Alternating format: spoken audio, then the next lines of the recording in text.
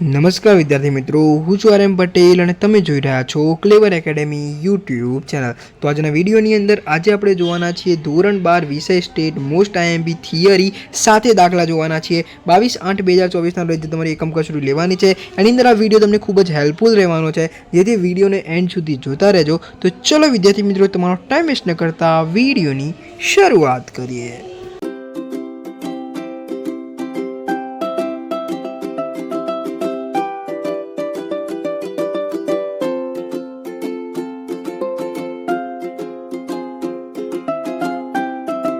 પહેલાં કહી દો વિદ્યાર્થી મિત્રો કે તમારે સ્ટેટની અંદર 22/8/2024 રોજ જે તમારી એકમ કસોટી લેવાની છે એની અંદર તમને ચેપ્ટર નંબર 3 પૂછવાનું છે, નિયત સંબંધ રેખા। બરાબર છે।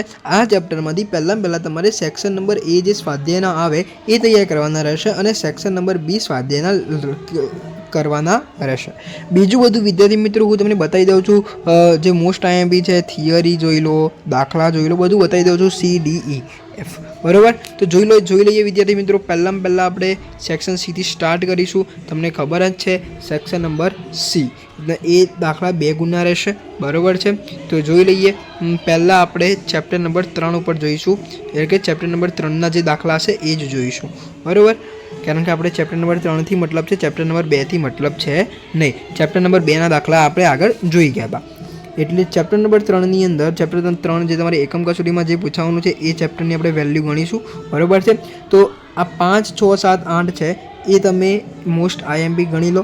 બરાબર છે, દેખો તમારી થિયરીની અંદર વાત કરું તો નિયત સંબંધકના ગુણધર્મો, બરાબર છે, અને તમે દાખલાની વાત કરતા હોય તો આ 5, 6 અને 8, ઓકે, અને 7, આ 4 દાખલા સાથે થિયરી તમને મળી ચૂકી છે। સેક્શન સી માટે મોસ્ટ આઈએમપી થઈ જશે। વાત કરીએ વિદ્યાર્થી મિત્રો સેક્શન નંબર ડીની, તો એની અંદર આપણે જતા રહીશું ચેપ્ટર નંબર 3, એટલે કે આયરો। જો આયરો જે ચોથા નંબરનો જે દાખલો છે એ વેરી મોસ્ટ આઈએમપી થઈ જશે, નિયત સંબંધ રેખા મેળવો। બરાબર છે, આ તમારે મોસ્ટ આઈએમપી થઈ જશે, ગણી લેજો।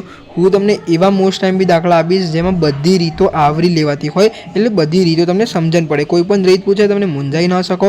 ઓકે, વાત કરીએ વિદ્યાર્થી મિત્રો બીજો દાખલો, એટલે કે એમાં બી તમારે નિયત સંબંધ રેખા શોધવાની છે, પેલું સૂત્ર લગાવવાનું છે વાય કેપ વાળું, તમને ખબર હોય તો। ઓકે, સોરી, વાય બાર નહીં, વાય કેપ। ઓકે, તમને ખબર હોય તો લાસ્ટ સ્ટેપ સુધી આપણે જવાનું છે। જો બીજું ચેપ્ટર આવડશે તો ત્રીજું ચેપ્ટર આવડશે, ત્રીજું ચેપ્ટર આવડશે તો ચોથું ચેપ્ટર આવડશે, એવું જ છે। બરાબર, સ્ટેટની અંદર ભાગ નંબર 1 ઇઝી છે, પણ વિદ્યાર્થી મિત્રો પાર્ટ નંબર 2 જે છે એ હાર્ડ નથી એ શબ્દ નહીં વાપરું, હાર્ડ નથી, ઓકે, હાર્ડ છે એવો શબ્દ નહીં વાપરું। કેમ વિદ્યાર્થી મિત્રો? કેમ કે એને ટેકનિકલ કહેવાય। શું કહેવાય? ટેકનિકલ।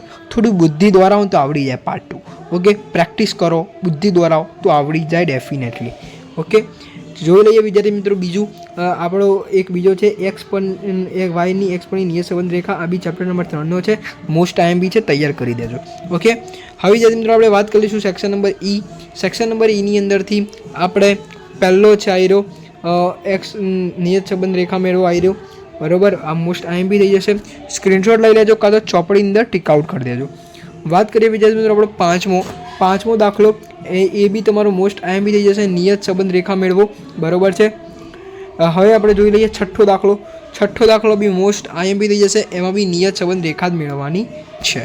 ઓકે, તો વિદ્યાર્થી મિત્રો જોઈ લેજો, મેં તમને જેટલા બી દાખલા આવ્યા એ તમને એક્ઝામની અંદર તો બહુ જ કમ્પ્લીટ કામમાં લાગવાનું છે।